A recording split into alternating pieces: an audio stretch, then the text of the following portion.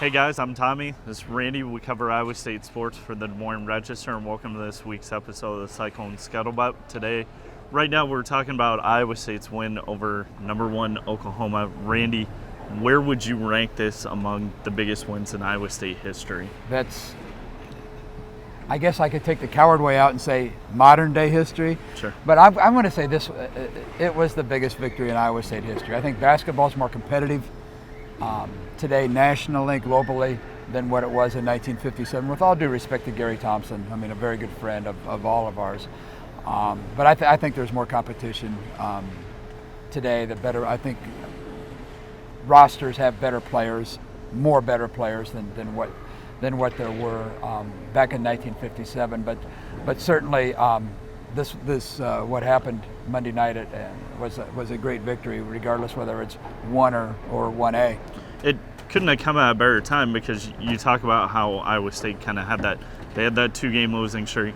Let's face it, that win at Kansas State was not the most impressive wins, but this kind of gets everybody, I guess, a little bit more excited, gets everybody feeling a little bit more calm about the season. Maybe that the idea of the train is back on the track, so to speak. And that's the nature of the beast. I mean, this team returning was loaded. I mean, it had great potential, but they lost against Baylor at home. They lost at Oklahoma by 4 points in a game that Iowa State could have won.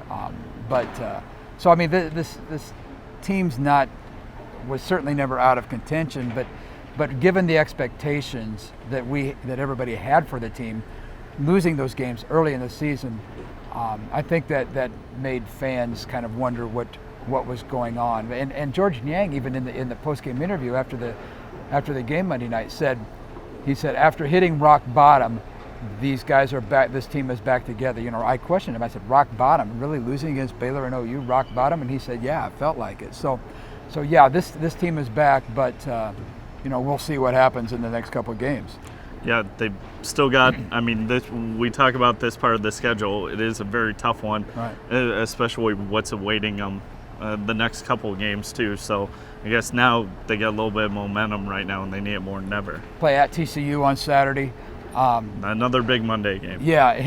I mean, TCU is not going to roll over for them either. TCU plays a lot of teams close. Iowa State should win that game, absolutely, but it's down there and it's in their new gym.